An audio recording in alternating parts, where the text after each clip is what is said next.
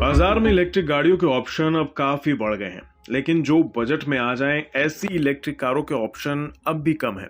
और एक आम इंसान के लिए इलेक्ट्रिक कार खरीदना किफायती है भी या नहीं, ये सोचने वाली बात है। और बजट में आने वाली इलेक्ट्रिक गाड़ियों में कितने ऑप्शंस हैं हमारे पास, ये भी जानना जरूरी है। इसलिए आज इस वीडियो में इसी बात पर चर्चा करेंगे। इस बात में कोई दो राय नहीं कि आने वाले समय में इलेक्ट्रिक कार्स आम हो जाएंगी, लेकिन फिलहाल तो पेट्रोल डीजल गाड़ियों की तुलना में इलेक्ट्रिक कार की डिमांड कम है। हालांकि समय के साथ डिमांड में इजाफा भी होता दिख रहा है, पर समस्या ये है कि एक तो इलेक्ट्रिक कारें काफी महंगी आती हैं, दूसरा जो बजट में आ भी जाएं तो उसको खरीदना एक आम आदमी के लिए कितना फिजिबल है, ये बड़ा सवाल बना हुआ है।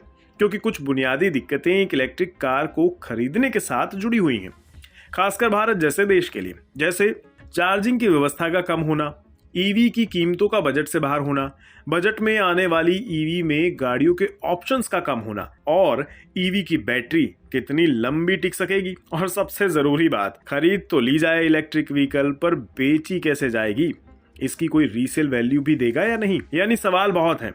कार खरीद तो लें, पर उसकी रीसेल वैल्यू मिलना मुश्किल हो तो फिर क्या ही फायदा ऐसी कार खरीदने का।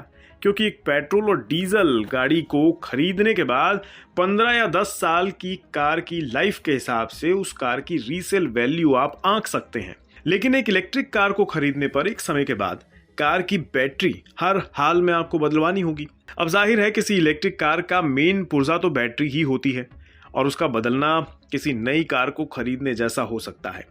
यानी एक आम नौकरी पेशा व्यक्ति के लिए, जो कि आमतौर पर जीवन में एक ही बार शायद कार खरीद पाए, उसके लिए ये एक महंगा काम हो सकता है। क्योंकि इलेक्ट्रिक व्हीकल मैन्युफैक्चरर्स बैटरी पर नियम और शर्तों के साथ केवल 8 साल की बैटरी की वारंटी देते हैं। इसलिए जैसे जैसे समय बीतेगा, इलेक्ट्रिक कार को आपके लिए रीसेल करना मुश्किल हो जाएगा, या फिर आपको वो दाम शायद ना मिल सकें जो आप कार की रीसेल वैल्यू से एक्सपेक्ट कर रहे हो। तो ये एक बहुत बड़ा ड्रॉबैक हो सकता है आपके लिए।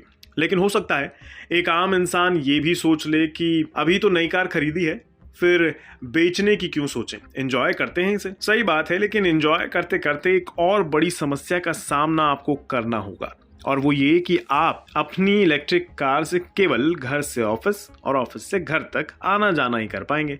यानी कहीं लॉन्ग ड्राइव पर या फिर आउटर सिटी में आपको जाना पड़ जाए तो या तो आपको किराए की कार करनी होगी, या फिर एक एक्स्ट्रा कार पेट्रोल डीजल वाली आपको खरीदनी होगी। क्योंकि अभी अपने देश में चार्जिंग पॉइंट्स या फिर चार्जिंग स्टेशंस की बहुत कमी है। चलिए अब कुछ इलेक्ट्रिक गाड़ियों के ऑप्शंस आपके लिए चुनते हैं जो 10 लाख के बजट में फिट बैठ जाएं। फिर सोचेंगे खरीदी गई कार की कीमत के लिहाज से आप कुछ बचत कर भी पाए हैं या नहीं। फिलहाल बाजार में मौजूद ऑप्शंस में सबसे बेस्ट ऑप्शन के तौर पर आप टाटा टियागो ईवी को चुन सकते हैं। इसकी कीमत 8.5 लाख रुपए से लेके 11 से 11.5 लाख के बीच में बैठेगी। वहीं दूसरी ओर महिंद्रा ई वेरिटो, इसकी कीमत 9 लाख के करीब है, स्टार्टिंग प्राइस है ये। इसे भी आप एक ऑप्शन के तौर पर देख सकते हैं। और तीसरा और आखिरी ऑप्शन है हाल में लॉन्च हुई MG कॉमेट ईवी। इसकी कीमत 8 लाख से लेकर 10 लाख के बीच में बैठती है, लेकिन इसे आप एक फैमिली कार के तौर पर शायद ना देख सकें। छोटी कार है इसलिए ऐसा मैं कह रहा हूं। तो कुल मिलाकर भारत में अभी आपको पसंद आने लायक यही कार है जो 10 लाख के बजट में आप खरीद पाएंगे। अब दूसरी बड़ी बात पर आते हैं, और वो ये कि इलेक्ट्रिक गाड़ी से ईंधन पर होने वाली बचत की लागत को वसूलने में आपको कई साल लग जाएंगे। कैसे? ज्यादा कैलकुलेशन में ना जाते हुए एक अनुमान के तौर पर इलेक्ट्रिक व्हीकल चलाते समय ईंधन पर बचाए गए पैसे का दावा करने से पहले किसी को लगभग 1,40,000 किलोमीटर तक ड्राइव करना पड़ेगा। तब जाकर आप एक इलेक्ट्रिक कार से बचत कर पाने का दावा कर सकते हैं। लेकिन अब इतना ड्राइव करने में आपको कितना टाइम लगेगा, ये आप खुद सोच लीजिए। पर हाँ, ध्यान रखिएगा, इतना चलाने के बाद आपकी कार की बैटरी बदलने का समय कहीं नज़दीक ना आ जाए, वरना ईवी के नाम पर पेट्रोल से बचाए पैसे बैटरी में सुहा हो जाएंगे। खैर, कुल मिलाकर एक इलेक्ट्रिक कार कितनी किफ़ायती है ये मैं आप पर छोड़ता हूँ। आपकी इस पर क्या राय है, कमेंट बॉक्स में ज़रूर बताइएगा।